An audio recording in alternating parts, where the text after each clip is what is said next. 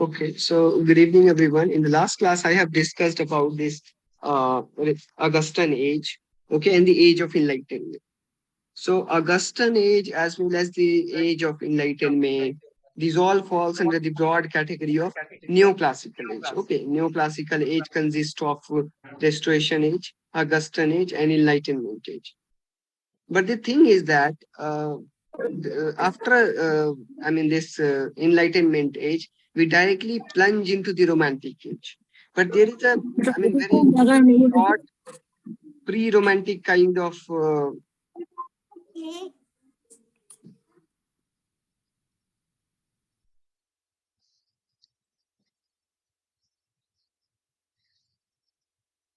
okay.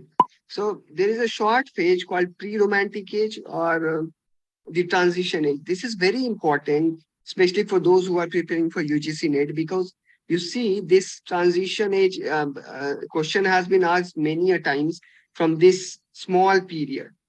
Why do we call it pre-romantic or transition age? Because this is the phase. This is the time when you will see a drastic or somewhat moderate change in the writing style from this hard and fast rule, the classical rule of the neoclassical, into a more sublime and natural, more, free rule of the romantic age.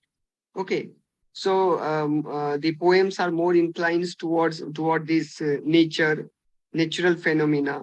The language is very, common kind of language rather than those language which are especially written for the sophisticated aristocrat people, which we generally see in neoclassical age. So this pre-romantic or transition age plays a very vital role in the coming of this romantic age. Pre-romantic age is a kind of precursor which finally manifests into the romantic age. Now, if you remember in the last class, I have also discussed that after this, the end of this Stuart dynasty, we have this Hanoverian England. Okay, Hanoverian dynasty, they have been, I mean, they have overpowered the throne from this Stuart dynasty. So George the First, his time spans from 1714 to 1727, and this Hanoverian England, they continued until Queen Victoria. After that, you will find another dynasty that came to the power after Queen Victoria.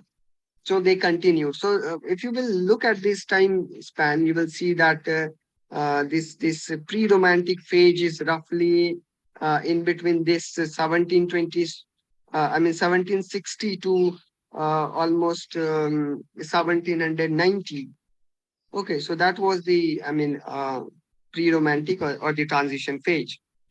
So you can see George the second is there from 1727 to 1760, then from 1760 to 1820, George the third, and the list will go on. It will be continued until the Victorian age.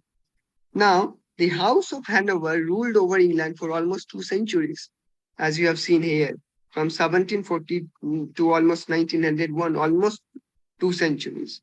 Okay, the first two Georges were completely German and did not even bother to learn English. So that was one of the, initial conflict that went during this Hanoverian dynasty because they didn't knew this English. Okay, they didn't knew the English. Still, they were ruling with the help of the prime minister. I have told you that Horace Walpole was, uh, there is this, I'm forgetting the name of the prime minister completely. I have told you in the last class. So he was the prime minister at that time, and he was actually controlling everything because you see, English was not known to these kings, the initial ruler from this Hanoverian dynasty. They were foreigners who did not understand English ways or sentiments. The only reason the people accepted them was that they were Protestants. Okay, and if you remember that England was, following the Anglicanism, which was another form of Protestantism. So that's why people supported them. The other option for the English was to call James the Old Pretender, who was a Stuart, but James was a Catholic, and he refused to change his religion. On religious grounds, the people were prepared to put up with the two Georges after Queen and died. Now, since the Whigs were responsible for bringing the House of Hanover to England, Whigs, if you remember, the supporter of Parliament, okay, and the Tories were the supporter of the Stuart dynasty or the kings. So it was Whigs who bring them to power, the Hanoverian into the power. So both the George showed them favor. Obviously, they will show the favor because it was they who actually bring them to the power. No Tory ministry was appointed for a period of nearly 50 years. See, this was a kind of backlash. Those Tories, those cavaliers who were enjoying their time during the reign of Stuart dynasty, now they are put aside, almost as they are watching everything by standing on the fringe of the society. So no Tory minister was appointed for a period of nearly 50 years. The Whigs became very powerful and controlled the crown and the House of Commons. An event of great historical importance that occurred during the reign of George III was the American War of Independence. I will come back to this particular point while I will be discussing Romantic Age. Okay, I will talk about the American War of Independence as well as the French Revolution. So the loss of American colonies was a great blow to the British. This made George III extremely unpopular. The power passed into the hands of William Pitt, who remained in power for almost 20 years. During that period, England developed a commercial power. As a commercial power, it witnessed a period of immense progress and prosperity. Two movements that completely altered the face of England were the industrial and agrarian revolution. Okay, side by side going on. Because see, uh, all the ancient kind of civilization or the countries of 16th 17th century, they were agrarian, but then agrarian by agrarian revolution, what I mean actually, or the historian mean, is that they started to grow some unusual kind of crops. They started to grow more crops in a particular piece of compact land. This is how they bring this revolution. Earlier, it was like you can, I mean, um, do the farming anywhere and everywhere, and that's how you will harvest at the end of the day. Now their target was to, because this society was more a kind of capitalist society, they were developing into a capitalist society, so they wanted to make more profit and money. That's why they started new ways of farming. So industrial revolution along with agrarian revolution. Most of the writers of the day lived in London and knew each other well due to the coffee house meetings, about which I have told you in my last lecture about the coffee houses. So the first 2 decades of the century were dominated by the presence of Joseph Edison and, of course, uh, Richard Steele. After he died, Alexander Pope rose to prominence. He perfected the heroic couplet and wrote poetry that appealed to the mind rather than to the heart. Now, precursor of Romantic Age. The poetry of, see, this is very a kind of landmark event in the coming of the Romantic Age. James Thomson's poem, "This Season," is considered to be the first, romantic poem. So the poetry of James Thomson exhibits another direction of Augustan poetry. I mean, because he was almost overlapping with this Augustan age, that's why it's Augustan written here. But he also falls under this category of pre-romantic age or transition phase. So I told you that Enlightenment age as well as this pre-romantic, they will somehow overlap with each other. You cannot fix the time limit. So one where more than a social conditioning and political satire, it is the atmosphere of nature that occupies the center stage. See, during the Augustan age and even the Enlightenment age, people were more concerned about the region. They were writing political satire. And what James Thomson is doing is that he's talking about nature. Much before the Romantics arrived on the scene, Thomson suggested the poetic imperatives through which the themes of nature poetry could be envisaged and represented. Thomson's The Season is a classic of 18th century. It was written in 4 phases. Okay, from the season itself, you know there are 4 seasons: winter, summer, spring, and autumn. And he categorized actually his season into these 4 parts. In fact, the entire poem was published together with the last section in 1730. Written in blank verse, "The Season" is the first major nature poem in the English language. Do remember this. This was a landmark word which was a kind of precursor to the Romantic age. Now, transition phase.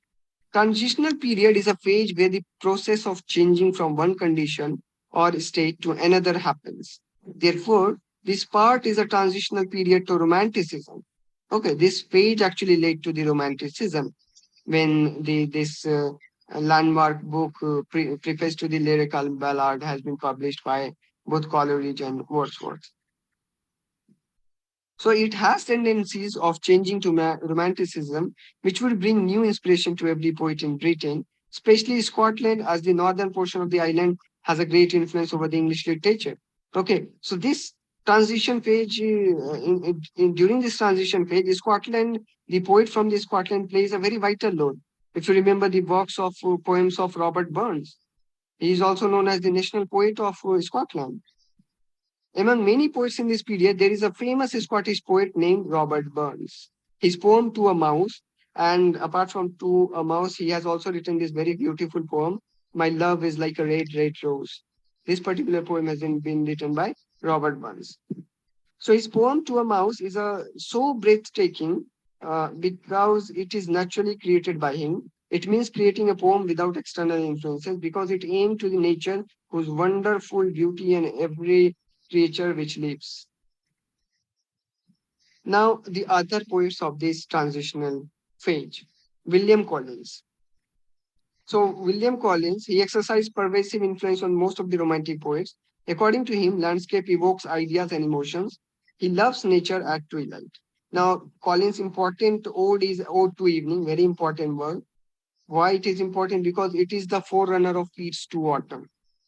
Okay, so you can just remember this. Ode to Evening is the forerunner of Keats to Autumn. Ode on popular superstitions, romantic tendencies such as, apart from this Ode to Evening, there are a few works which you need to remember. I will suggest you to read William J. Long for this transitional phase. Okay, because things are quite clear and very much apt as per UGC-NET if you will read William J. Long. So do read from that book. Then Thomas Percy was interested in antiquarianism. He started his career with a translation of a Chinese novel and set in motion the test for the exotic relics of ancient English poetry. Okay, Relics of Ancient English Poetry is a famous work by Thomas Percy, which was a collection of ballads. This volume was instrumental in reviving the interest in English ballad, which you will see very popular genre during the Romantic Age. Okay, it included English works, political songs from the 17th century, and ballads from the 18th century. This then Thomas Chatterton, again very important figure. Why? Because you will see Chatterton has been glorified in the works of Wordsworth, Shelley, and even Keats. So one of the most colorful poets of the period, he was influenced by medieval myths and legends. His claim, he claimed to have discovered a medieval poet from Bristol called Thomas Rowley. Horace Walpole and Thomas Warton condemned these as forgeries. Okay, some of the works, this particular work by Thomas Rowley, he said that he found some works, poet from Bristol, he was called Thomas Rowley. But Horace Walpole and Thomas Warton, they believe that these works are actually forgeries. He didn't found anything. He did it, he's making a kind of story. So they criticized him by labeling his work as forgeries. William Cowper, his poems published in collection of poems published in 1782, On the Loss of the Royal George. This is a patriotic work written by William Cowper. Then John Gipling's Ride. I have seen this question somewhere, whether in UGC-NET or somewhere else. So William Cowper's John Gipling. Then Task. Task is a written in blank verse, very long poem. The Task, and one is The Table, if I'm not wrong. So these are the longer poems written by William Cowper. Then George Crabbe. Crabbe's important poetical works are The Library, The Village. So don't get confused because Oliver Goldsmith has also written this very famous poem, The Deserted Village. George Crabbe has written The Village only, published in 1783. Okay, The Library is written by George Crabbe. The Borough, which exhibits the qualities of Romanticism as they deal with the lives of simple country folk and human nature and behavior, though they are written in heroic couplet. Then Mark Akenside, he has written this work, An Epistle to Curio. a brilliant satire in the Augustan tradition. His another poem, The Pleasure of the Imagination, contains Miltonic style of blank verse, but it lacks Miltonic energy and genius. Now, why I'm referring to these pre-romantic authors? Because mostly, if you are preparing for any competition, in the transition phase, they will ask from these authors only. Okay, mark my word, you will get the questions from these authors if you will get from this transition phase. Now, because they are very less known poet, that's why I'm referring to them. Otherwise, in the pre-romantic or the transition phase, we have William Blake also, but he's very popular. You know about him. Okay, most of us do.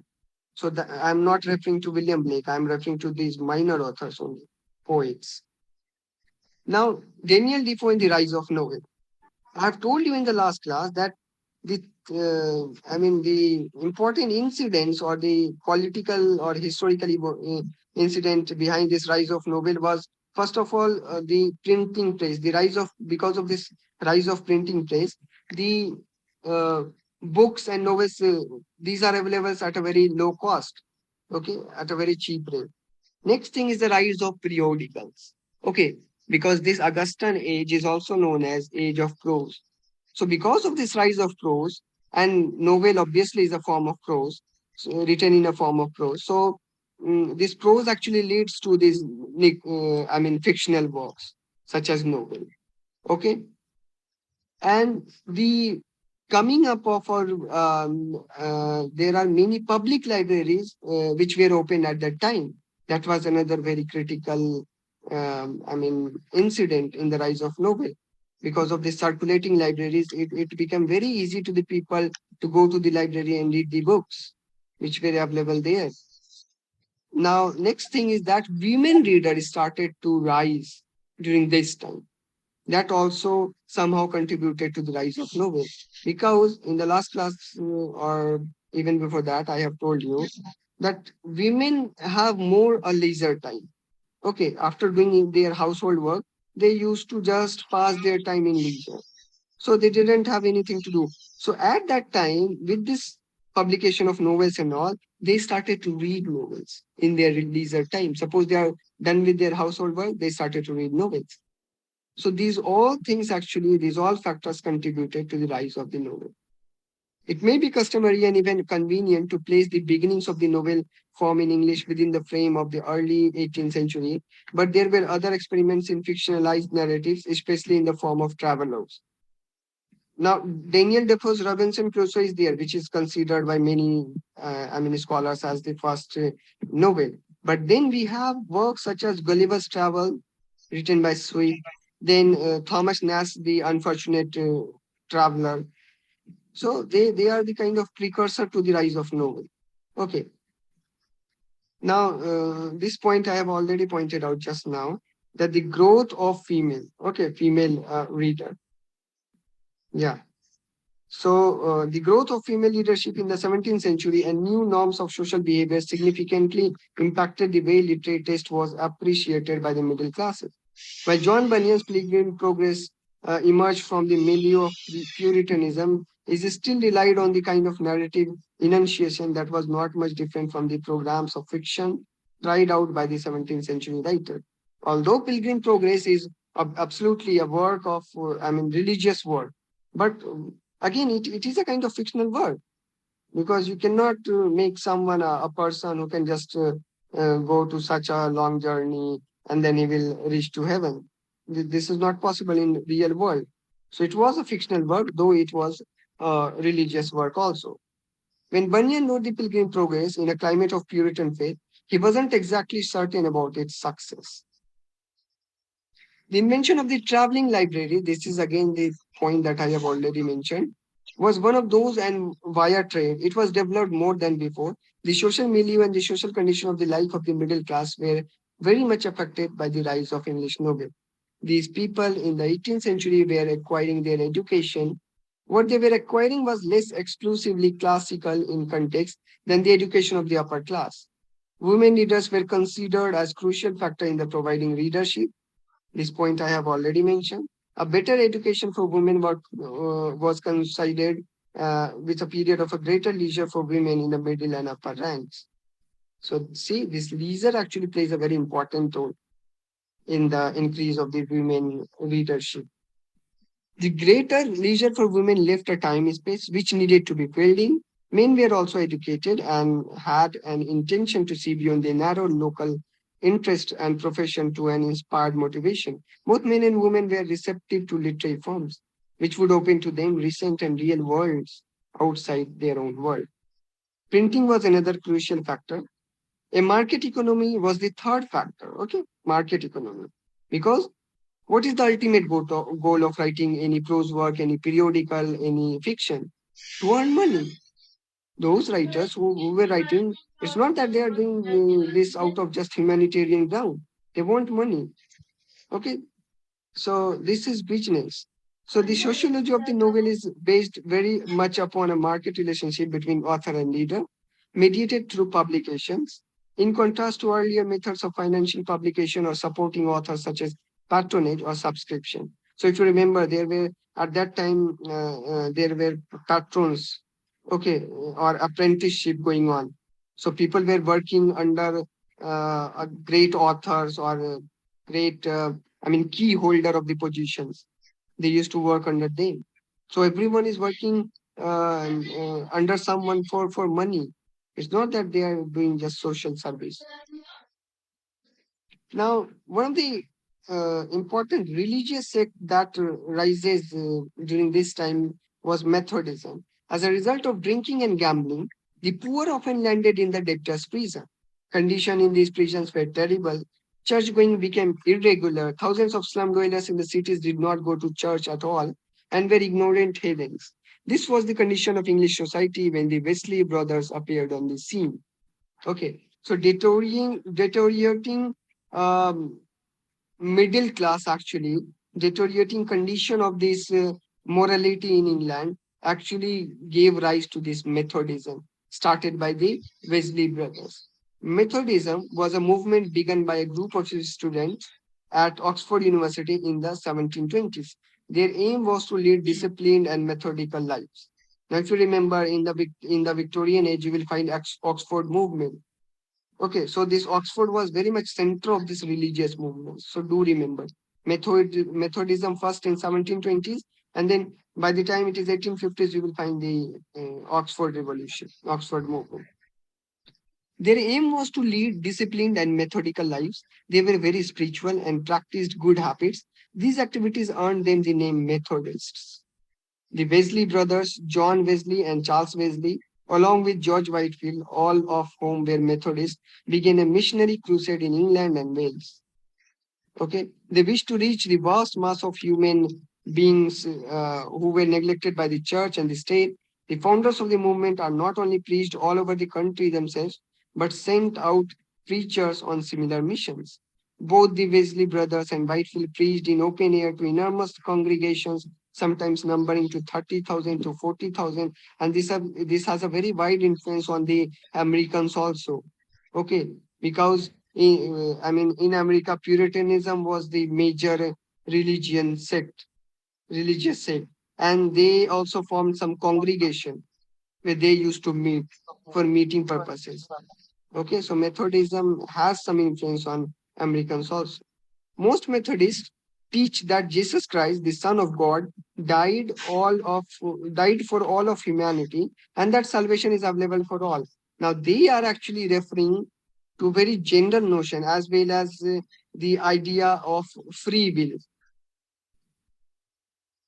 On the other hand, this is an Armenian doctrine as opposed to the Calvinist position that God has preordained the salvation of a select group of people.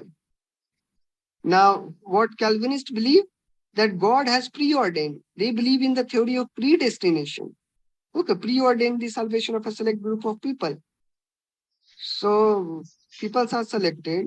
They will be, achieving this salvation. All the rest will go to the hell.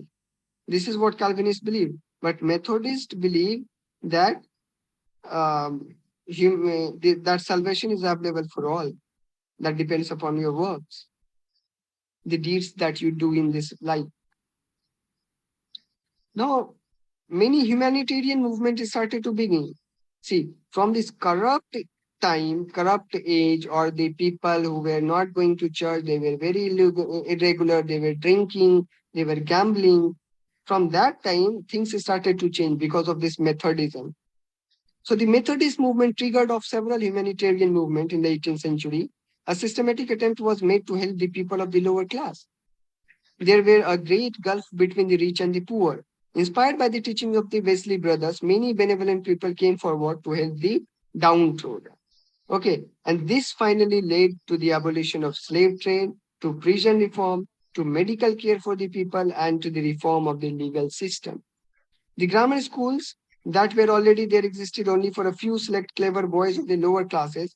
Many Sunday schools and charity schools were now established in order to impart knowledge to the bulk of the working people. Women like Hannah More worked tremendously for the upliftment of the agricultural poor of England. She focused on the educating the poor in religion and good manners. Due to such unhealthy surroundings, there were many diseases such as smallpox. Okay, the surrounding was also very, I mean, there were dumpage of wastage and all. People used to live in a very congested area, so there were many diseases such as smallpox, which is spread rapid. To control the spread of smallpox, Lady Mary Wortley Montagu introduced inoculation from Turkey. An inoculation camp was set up in London, and poor workers were given protection from the disease. Towards the end of the century, Edward Jenner discovered a vaccine for smallpox, and slowly the disease itself was eradicated. Okay, so see the discovery of vaccine for smallpox for the first time by Edward Jenner. So these are all the humanitarian movements. An anti-slavery movement started, and of course, William Wilberforce was one of the very important figure associated with this anti-slavery movement in Britain. Apart from those who were working for the same, such as George Washington in America. Okay. Public awareness was created and people's attention was drawn to the pitiable plight of the slaves. Apart from their anti-slavery propaganda, Wilberforce and his men taught England the valuable lesson of public discussion and public agitation.